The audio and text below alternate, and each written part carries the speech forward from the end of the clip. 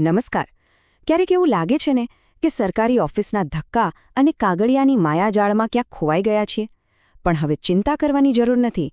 ચાલો આજે આપણે સરકારી સેવાઓ અને દસ્તાવેજોની આખી પ્રક્રિયાને એકદમ સરળ બનાવી દઈએ, જેથી આપણો સમય અને શક્તિ બંને બચે. આ એક એવો સવાલ છે જ્યાં આપણે બધા આવીને અટકી જઈએ છીએ, ખરું ને?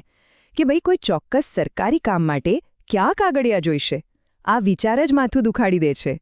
પણ ચાલો આજે આ ગૂંચવણને ઉકેલીએ અને જોઈએ કે આનો જવાબ કેટલો સરળ હોઈ શકે છે. ઓકે, તો અહીંયા જે લિસ્ટ દેખાઈ રહ્યું છે એમાં આપણી મોટાભાગની જરૂરિયાતોના ઉકેલ છુપાયેલા છે. રેશન કાર્ડમાં નામ ઉમેરવાથી માંડીને આવકના દાખલા સુધી બધું જ છે. હા, કદાચ લિસ્ટ થોડું લાંબુ લાગી શકે છે, પણ ગભરાશો નહીં. આ તો આપણો રોડમેપ છે. આપણે આમાંથી જ મુખ્ય સેવાઓને એક પછી એક આરામથી સમજીશું. તો ચાલો શરૂઆત કરીએ આપણા પહેલા વિભાગથી, રેશન કાર્ડ સંબંધિત સેવાઓ. રેશન કાર્ડ એક એવો દસ્તાવેજ જે લગભગ દરેક ઘરમાં હોય જ છે. અને યાદ રાખજો, આ ફક્ત અનાજ મેળવવા માટે નથી, પણ એક બહુ જ મહત્વના ઓળખના પુરાવા તરીકે પણ કામ આવે છે. જુઓ, રેશન કાર્ડ એવું નથી કે એકવાર બનાવી લીધું એટલે કામ પૂરું.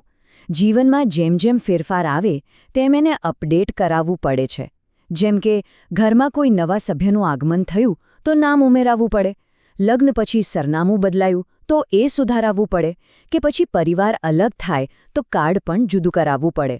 આ બધી સુવિધાઓ એટલા માટે જ છે કે આપણો રેકોર્ડ હંમેશા સાચો અને અપ ટુ ડેટ રહે. રેશન કાર્ડની વાત તો થઈ ગઈ. હવે આગળ વધીએ આપણા બીજા વિભાગ તરફ, એટલે કે મહત્વપૂર્ણ પ્રમાણપત્રો અને યોજનાઓ. આ એવા કાગળો છે જે શિક્ષણ, નોકરી અને સરકારી યોજનાઓનો લાભ લેવા માટે ખૂબ જ જરૂરી છે. સાચું કહું તો આ ખાલી કાગળના ટુકડા નથી, પણ તકોના દરવાજા ખોલવાની ચાવી છે. આ ટેબલ જુઓ, કેટલું સ્પષ્ટ છે.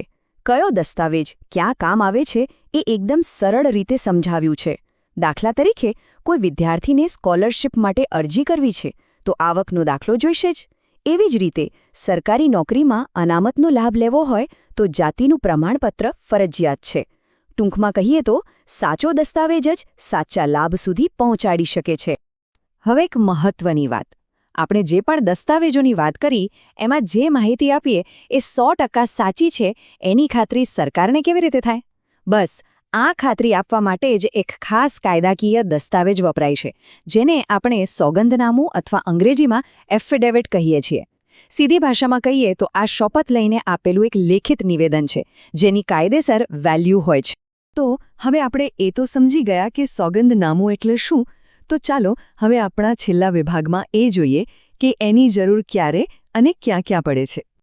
અહીંયા તમે જોઈ શકો છો કે સોગંદનામાની જરૂર ક્યાં પડે છે, જેમ કે આવક, જાતિ કે પછી રેશન કાર્ડની વિગતોની ખરાઈ કરવા માટે.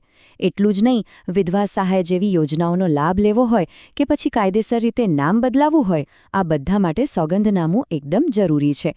એમ કહી શકાય કે આ સરકારી પ્રક્રિયાઓમાં વિશ્વાસ અને સત્યતાનો પાયો છે. તો આ આખી વાતનો સાર શું છે? એકદમ સિમ્પલ. જો આપણી પાસે સાચી અને પૂરી જાણકારી હોય તો આપણો કેટલો બધો સમય અને શક્તિ બચી જાય છે. પછી ધક્કા ખાવાની કે હેરાન થવાની જરૂર જ નથી પડતી. જાણકારી જ આપણને આ સિસ્ટમમાં સ્માર્ટ રીતે કામ પાર પાડવાની તાકાત આપે છે.